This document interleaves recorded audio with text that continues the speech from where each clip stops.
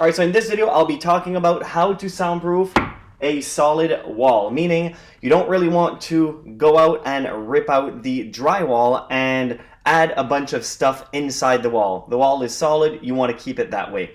And the thing is, you can't really slap a few acoustic foam panels on the wall and think that it will actually do anything in terms of soundproofing. It won't. It will absorb some of the noise and make the room sound better inside, but it won't really do anything to soundproof the wall. You'll have to do a little bit more than that to actually block the noise from going through a solid wall. Now I'll be talking about the different materials that you should use, and also one material that I've always been talking about in the past that I will, well, it's green glue. And there's something that you should use that is completely different from that and is actually a fraction of the cost of green glue. We had a few sound tests and it works pretty well the same as green glue, and with everything going up these days, it's kind of nice to have something come out that is a lot cheaper. So we'll be talking about that in a little bit. But the first thing that you should do when soundproofing a solid wall is to add mass. Yes, I know. A lot of people don't really want to go through the trouble of adding an extra layer of drywall, but really it's a lot easier to add an extra layer of drywall than to go and rip out the drywall that's already there and then add a bunch of insulation. Really, if your wall is already solid, you should just add an extra layer of drywall. But the drywall that you should be using is a 5 and 8 inch drywall and not a 1/2 inch like you usually see in most modern homes. You could go a step further and buy a more soundproofing drywall. Link right up there. I talk about everything that you'll need to know about soundproofing drywall. But in essence, all it is 2 layers of chip rock and a layer of some type of sound deadening material. But if you go a step further and you go with the 5 and 8 inch drywall, you should be fine. But really, by just adding that extra layer of drywall, you will see a considerable difference in noise transmission from one wall to the other. The one thing that you need to look at is your electrical outlet. You should go and get some acoustical sealant. Now, usually you use acoustical sealants around doors and windows, but it's a good practice to also use them around electrical outlets because there is quite a gap between the drywall and the electrical outlet box, and that gap will let a lot of noise transfer from one room to the other. So just by adding an extra layer of drywall and leaving that gap in there, you might not think it's that bad, but really they say that just a crack can let about half of the noise back in. With that cover on, it's not that bad, but by adding just a little bit of acoustic sealant while you're adding that extra layer of drywall, it's a good thing to do, and it will reduce some of the noise transmission coming from the other room. Now, before adding your extra layer of drywall, you could go a step further and either add a layer of mass-loaded vinyl or a layer of acoustical compound.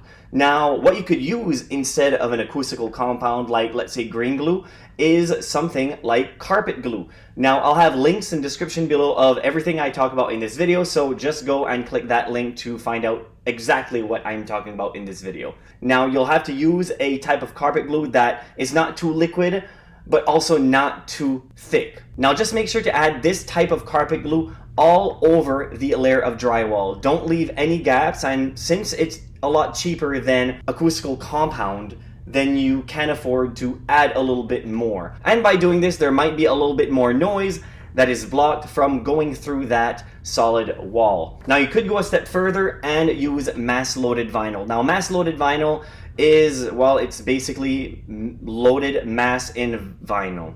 Yeah. The thing with mass-loaded vinyl, the more you buy, the cheaper it is. But if you buy too much, the roll ends up being hundreds of pounds. It can be. So it makes installation a lot harder. So just keep that in mind. If you don't have any help, then maybe buy smaller amounts. It will cost a little bit more money, but at least you won't have quite a surprise when the 300-pound roll arrives at your door and you can't really do much with it. Just make sure you have help and that you don't order too much. You can get it in 1 pound per square foot or 2 pounds per square foot. Now, what makes this product a little bit different is that it works as a sound blocker and also as a sound absorber. So the rubbery material will absorb some of the noise, and also since it's loaded with mass, then it will act as a sound blocker. So having one layer of 2-pound mass loaded vinyl, 2 pounds per square foot of mass loaded vinyl across the wall without leaving any gaps, you will hear quite a difference in noise reduction from one room to the other. Basically the best way to soundproof a solid wall would be to add one layer of mass loaded vinyl, slap some carpet glue across the mass loaded vinyl or directly on the layer of drywall, and then add a 1 or 2 layers of 5 and 8-inch drywall. Now, you don't need to add 2, but if you do add a second layer, you will have more noise block from one room to the other. It just depends how much noise they're making, because in a lot of the times when we talk about noise reduction, we talk about in terms of measurements, in terms of measuring it through decibels. Now, just reducing the noise by 3 decibels, you're essentially reducing the noise by half of what a human ear can hear. So you don't have to reduce that much in terms of decibels to make quite a difference in noise transmission from one room to the other. So just remember that. Sometimes you don't need to go overkill with your soundproofing if the noise isn't that bad.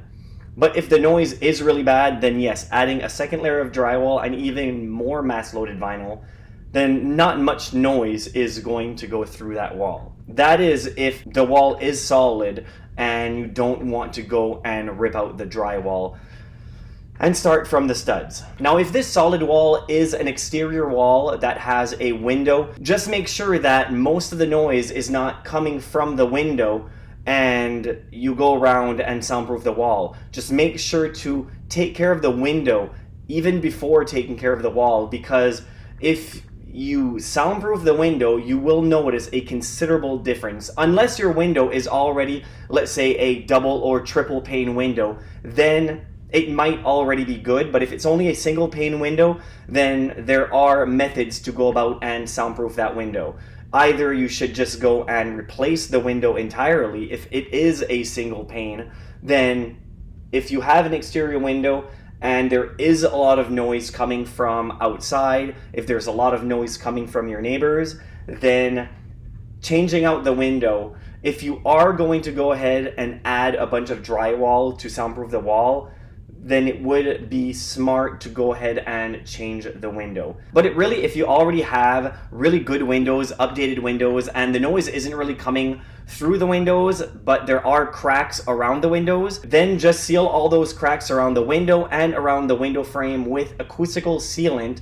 Then that should do the trick for what you would need to do with the window. If you want to go a step further, then of course you can go and add some sound deadening curtains.